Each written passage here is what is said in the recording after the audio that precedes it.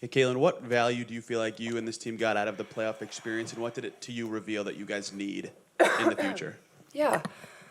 Like we talked about in our locker room after. There are times in sports that freeze everything.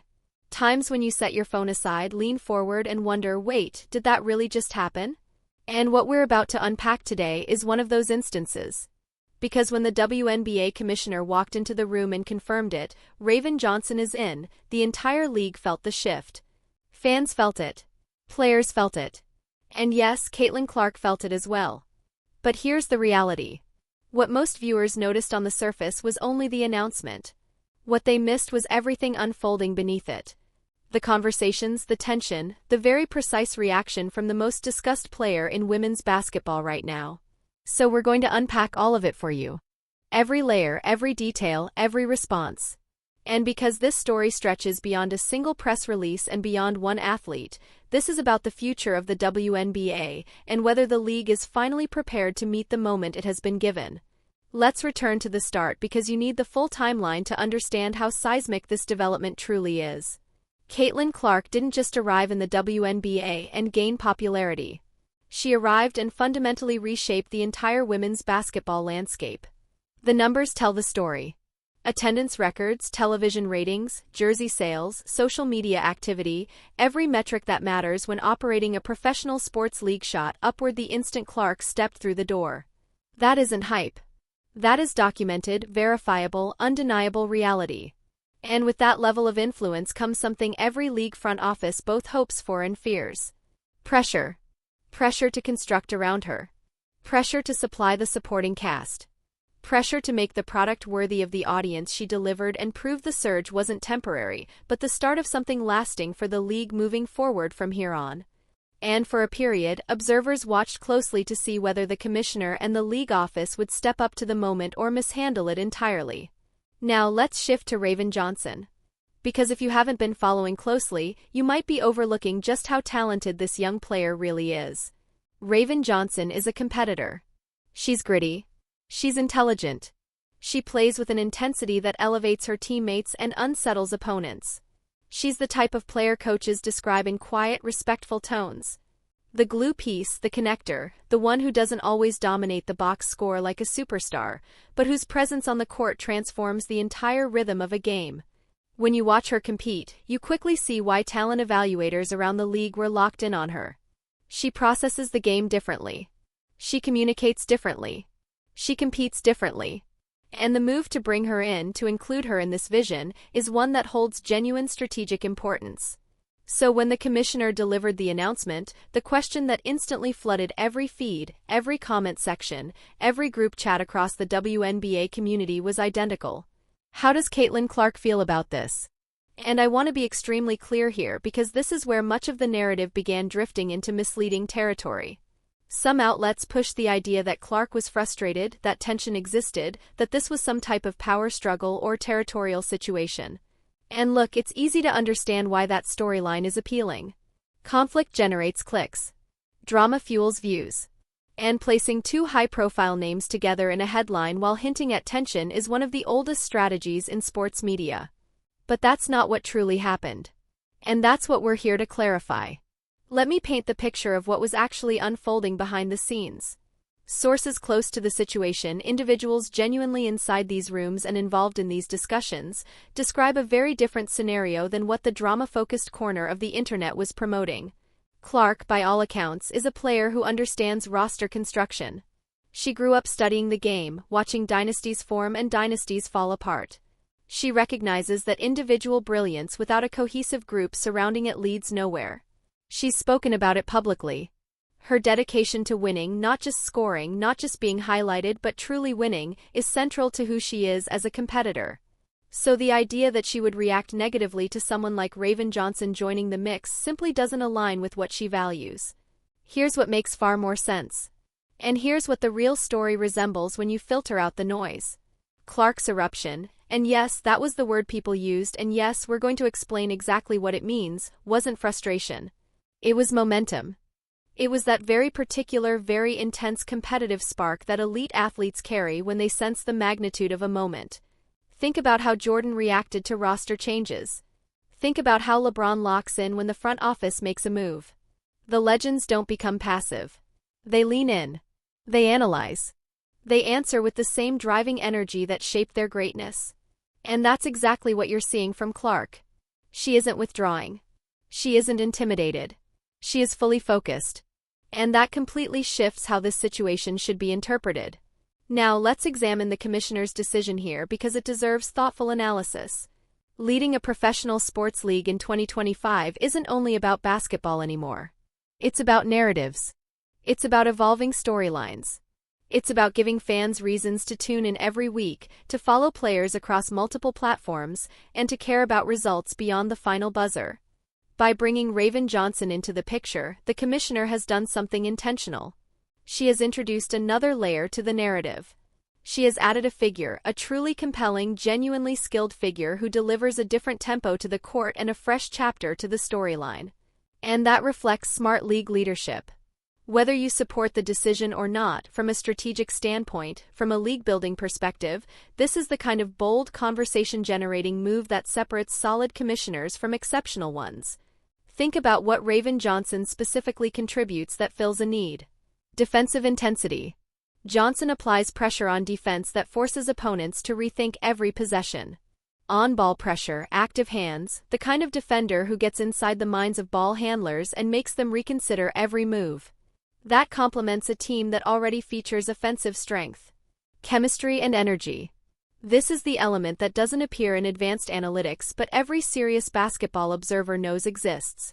There are players who improve locker rooms, who elevate practice competitiveness, who lift the collective spirit of a roster. Johnson is one of those athletes. People who've worked around her describe her presence as a positive force. Versatility and adaptability. She can shift into multiple roles, handle different responsibilities, and fill whatever need a coaching staff identifies within a game plan. That positional flexibility is valuable in modern basketball. And high-pressure experience. She's performed in significant moments. She understands how to compete when the lights shine brightest, when crowds are loud, and when each possession carries weight. That isn't something easily taught. You either possess it or you don't. Now let's shift to fan reaction because this is where things became electric across social media. Look at what unfolded within hours of the announcement. Comment sections across major WNBA platforms exploded.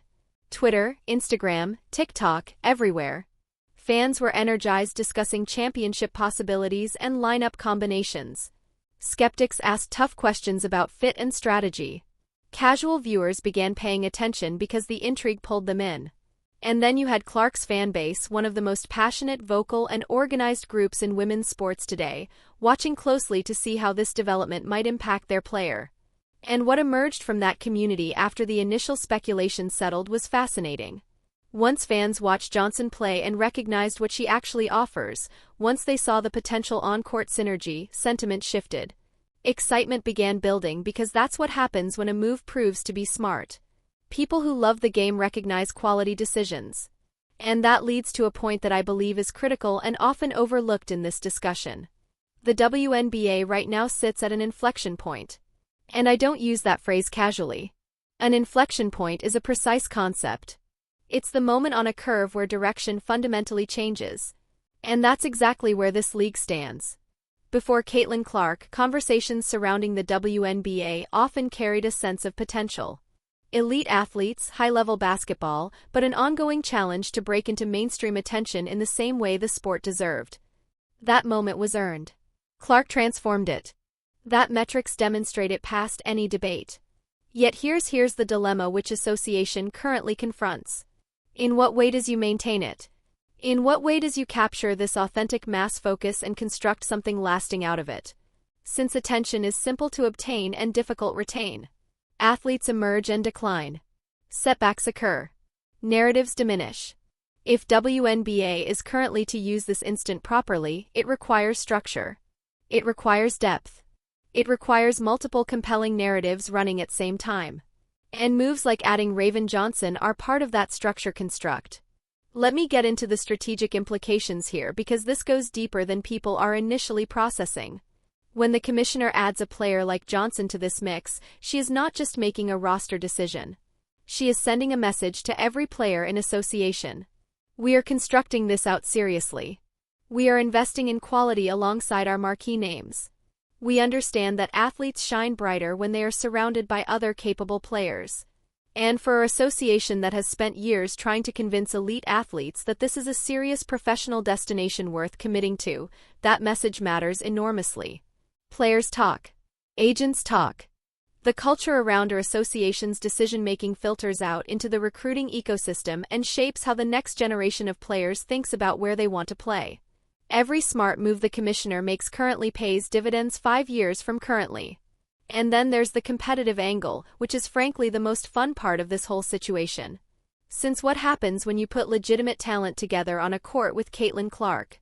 You generate matchups that people actually want to watch. You generate possessions that have drama built in before they even develop. Clark drawing defensive attention. Johnson finding the right spot. The ball moving. The defense scrambling. This is what beautiful basketball looks like. And opponents are going to have real problems with it because you can't focus your defensive scheme on one player if there are multiple players capable of punishing you. That is the strategic math that makes this combination genuinely exciting from a basketball standpoint. And that excitement is real. You can feel it building already. Now I want to address the takes that I think are fundamentally missing the point. Some people have framed this as some sort of zero-sum situation. That Johnson's gain is Clark's loss. That adding another talented player somehow diminishes what Clark brings or dilutes her spotlight. This take drives me absolutely crazy because it misunderstands how great players actually think and how great teams actually work. Clark is not competing for attention within her own organization. She is competing to win championships.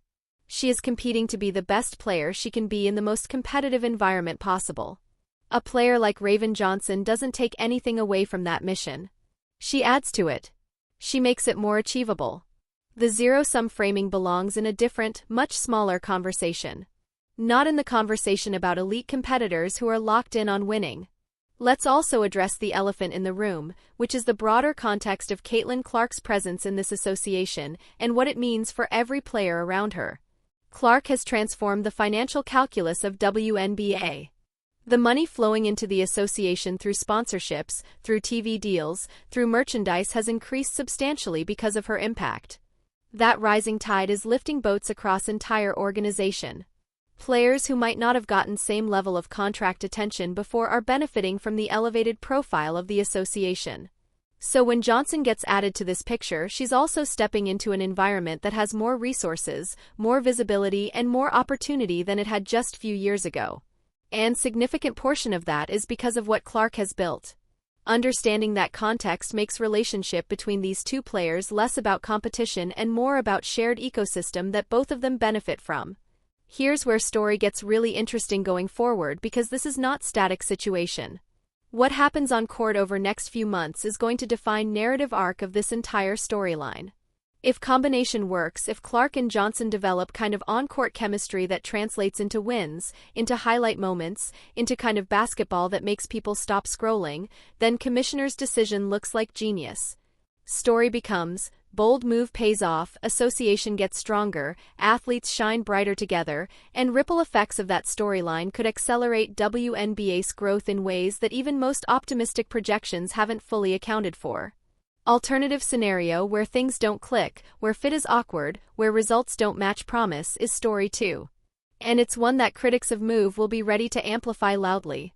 But betting against talent rarely ages well, and talent level in this situation is genuinely high on both sides. And let me tell you what I'm watching for specifically because these are indicators that will tell us which direction this story goes. First, pay attention to early chemistry on court. Not just whether plays work, but whether players are communicating, whether they're finding each other naturally, whether decision-making looks instinctive or forced. That's real leading indicator. Second, watch how opponents game plan against this combination.